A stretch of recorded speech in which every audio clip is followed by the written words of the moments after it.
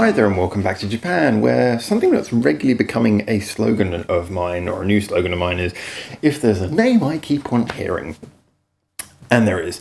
This time we're looking at a group called Mary's Blood, and that name has come up a lot in our suggestions. Now, I sometimes, there's so many suggestions we get, I try and order them, I put them in lists, and I've been a long time coming around to this one.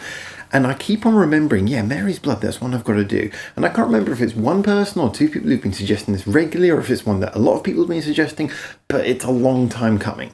So, we're going to be listening to, I thought, as usual, I'll start with the song of theirs that seems to be most prominent on their YouTube page, which is a song called Marionette. Now, I don't know anything about them. I'm going to take a guess from the name that we're going to be hearing something probably quite heavy, and that's where we start. Let's see where we come out when it's finished. This is, once it's queued up, going to be Mary's Blood with Marionette. There we go.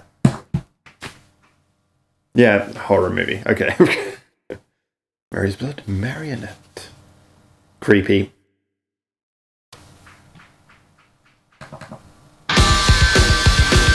Oh, I thought it wasn't. I thought the sound was off.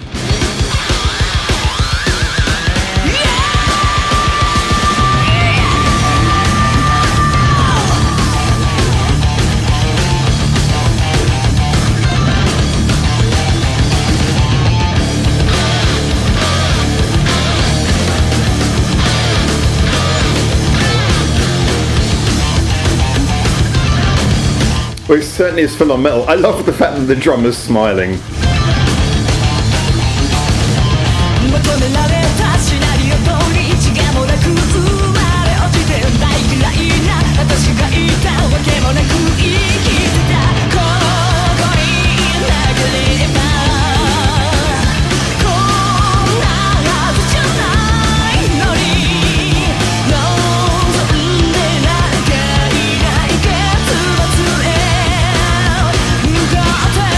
Nice voice. Let's see how it goes in the chorus.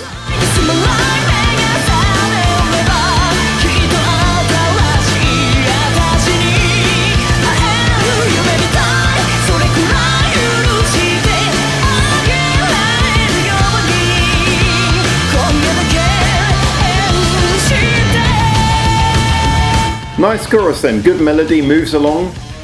And you've got a great sort of energy in the verse.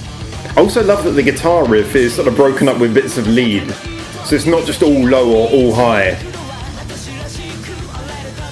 Little flourishes.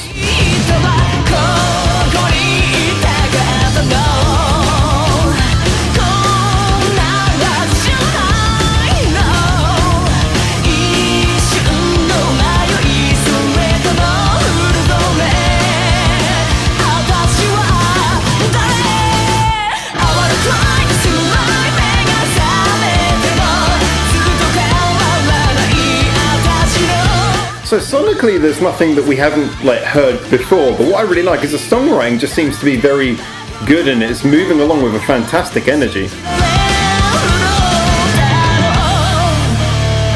Bridge, the important bit. Can make a breaker a song here.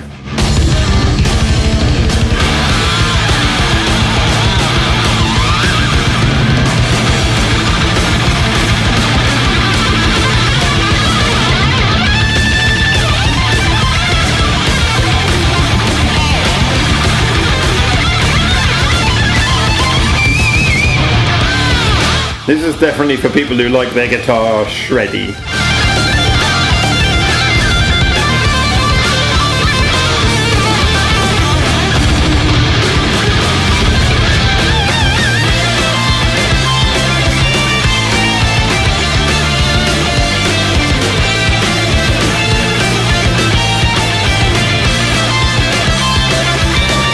I think this second phase of the guitar solo is really important, and I'll explain why afterwards, but nice choice.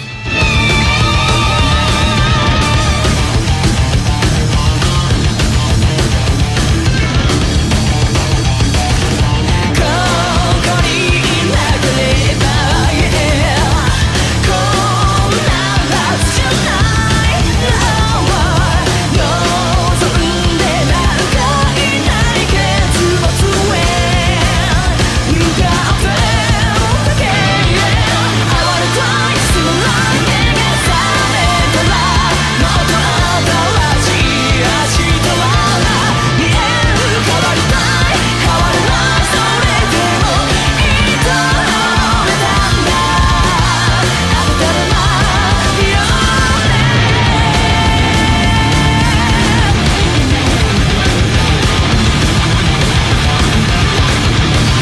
Of course, with the shredding.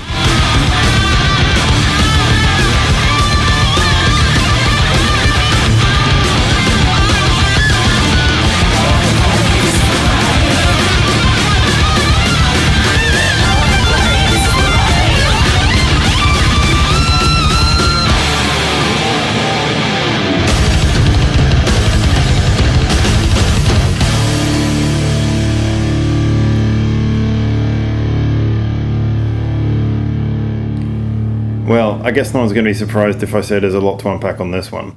The doll is dead. The doll didn't really come up in the video, just at the beginning of the video, it was there on a chair, and at the end, it's dead. Or at least just not on the chair. See that however you want to. So, to be honest, I actually quite enjoyed this. There are things, as always, we're always on this channel, there's things I'm going to break down that I liked and disliked about it, but I enjoyed this a lot more than I think I expected to. Now, as anyone who's a regular follower of this channel know, a lot of things that are traditional metal tropes, although metal is one of the many genres that I enjoy, a lot of the traditional metal tropes I perhaps do not like so much, sort of overly showy solos and, a focus on that kind of thing, double kick drums, screaming, these kind of things, they can be used as techniques, but sometimes they're just used as calling cards and they kind of destroy a song. This song had a really, really good approach to all of the metal tropes. Now, it didn't use any screamo stuff, which I think was a good choice. There's so many bands who would have just gone into screamo during a song like this, just for the sake of, kind of, that's stylistically what people do now. I'm glad that they didn't. Assumedly the singer probably doesn't do that on any of their songs, but I'm just glad that they didn't even get anywhere near that. But talking about this song and what makes this song good, primarily, like I say, is the way it uses the metal tropes. Now, first of all, can I just say, again, big shout out to the drummer. I love the fact the drummer's smiling. It's such a thing, again, this is another one of those things where I just feel when people try to be metal, sometimes that actually waters down the good qualities of what metal is. And I remember when I was much younger, I spent a lot of time in a music shop and I did some recording there. And as a general, I was just around the staff a lot. And they always got these sort of free promotional magazines coming from music promoters. And they always had, you open up and they had pictures of all the metal bands who were playing in London or that area. And we always used to have a joke, who can find a picture of anyone smiling? You go through and it was always metal bands. And just none of them. All of the bands, all pictures angry. So just anyone, you see anyone doing hard rock or metal and smiling, it's always nice. And I'm just glad for that, first of all. From the perspective of the song is the fact that, like I say, first of all, that riff chugged along really well. Now, some guitar riffs, when you've got a single guitarist, you've got to be more clever with it, because some guitarists, they just go for sort of a low da-da-da-da-da sort of sound or something high with lots of twiddling. This was nice. You notice that the riff bounced between them. It was a few low notes, then up to the top to do some higher stuff. And, those little clever moments there kind of kept it more interesting. There was a lot packed into what the guitar was playing, which was really, really helpful. And the riff itself, chugged along really well. The drums had a lot of energy, but didn't have an over-reliance on double kick drum, and I think that's why they had energy, because there was space between the beats. Each beat hit harder. The beats were made to count, which worked really well, and that meant when the double kick drum stuff did come in, it felt like it meant more, which specifically brings me to the solo. Now, I mentioned about the solo a little bit while the song was playing, but I wanted to talk about that a bit more, because when we came into the bridge, you had that big breakdown, and okay, what's going to come? I was thinking, is it just going to be another solo? And then the solo started, and I must admit, for the first few seconds I was like, okay, I much prefer when someone writes an actual bridge rather than just dives into a solo. But then what they were doing started to make sense. I mean, it was played in a sort of a lower key and everything was rumbling. So that style of guitar solo I don't usually like. So it started off as a lot of twiddling, blah, blah, blah, blah, and it's too hard to follow, and just where's this going? But then you listen to the rest of the music. The drums were playing in a similar way, sort of very, the double kick comes in, everything's very sort of machine gun. The bass as well gets really into it. And then you realise that this part of the song is not so much to be listened to as a sort of an explosion of energy. It's like a rumble building up to something. It's actually supposed to be not the energetic bit, but it's supposed to be the bit that prepares you for what comes afterwards. And that is the second half of the chorus, the second half of the solo, when it goes into a sort of a melodic solo, which kind of from, in the style of 60s rock and roll, just impersonates the chorus line, just impersonates the chorus melody, but with the extra guitar flair. And that worked.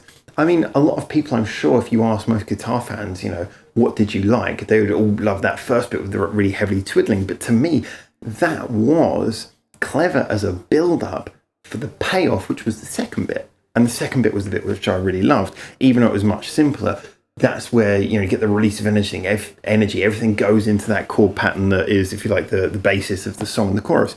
Now, this is on a slightly technical note. I did feel that the song at 5 minutes, they could have chopped about a minute off of that. And that came because I thought there was a bit too much weight at the end. Now, the reason I say this is because when they went into that second phase of the solo, I think that in itself, because now you're back in the chorus chord pattern, that should have just ramped them up and shot them into the final chorus. The vocal should have come in, it should have been like a big crescendo. Instead, at that bit after the solo, it breaks back into a pre-chorus, and you go back to the chorus again, and at the end you have that big sort of dramatic rumbly bit. But that to me again was kind of too long, because at this point they're just sort of doing, okay, well, here's the end of the song, so let's put out a lot of energy. But there was a little bit too much at the end. I just felt like the end of the song could have been much tighter. But then again, I know once again, excess is a trope of the style, a trope of the genre. So I accept that a lot of the things that maybe I wouldn't like about this sort of song, which is going for more of a classic sort of metal hard rock vibe, might be because I'm not into a lot of the tropes of that genre as much as I like the sound of like heavy guitars and sort of thumping lines. A lot of the techniques, like I say, are maybe not so much to my specific taste. So my final analysis of this would really be, and by the way, I should point out as well, the singer was brilliant. I mean, she was acting in that her whole acting as a camera was your traditional by the numbers, Japanese, expressive, passionate rock style. But you can't take it away from her. She really lit up the whole sort of front of the stage, and she had a great voice, really nice. Not one I would say is necessarily going to stand out as going, oh, that's like a really memorable singer, but she definitely carried the sound brilliantly, and she had the energy and power to do so as well. So it was a song that, in so many ways, it could have been a flop. It could have been something that, well, for me, could have been something that I wouldn't have liked. But I always am really, really impressed by songs like this, where on paper it should be something that I wouldn't enjoy, but then it grabs me and actually makes me enjoy it. And I think this comes down to intelligent writing for the best part, great melody. The chorus is not one that grabs you straight away, but it's one that builds on you. And certainly by the first chorus, I was like, okay. Second chorus, I like it more. Third chorus, I like it more. It's a real grower. So I think the more I hear that song, the more I enjoy it as well. Great musicianship in it as well, intelligently written, doesn't just sort of settle back and rely on a very sort of predictable riff, doesn't rely on anything too much. Just for me, it was an intelligent approach to that style of music, and I'm happy I listened to it. Definitely happy to hear more. I'd be interested to see what the rest of their songs sound like. Is this seemingly their most popular one? Are some of their other songs slightly more... Do they try other things, or are the other songs a little bit more sort of traditional, old school hard rock and metal, which maybe would lose me? Maybe they don't have as much ingenuity as this song. Anyway, this is a bit where I hand it over to you guys to get in the comments, and best of all, if you want to suggest songs for me, go to our Reddit, and there's a whole thread where you can suggest songs to me on there. It's all in the description below. You'll be able to get the links for that. Discord as well is a great place to do that. But I'm really interested to see what you guys suggest. I don't pre-research bands, but I'm really interested in you guys leading me through. So my reactions now, and even if you're new to the channel, roughly where my tastes lie. So try to win me over, try to interest me, see what comes up next. And for now, from Japan, thank you so much for tuning in, and hopefully we'll see you in a video very soon. But until then, ciao, ciao.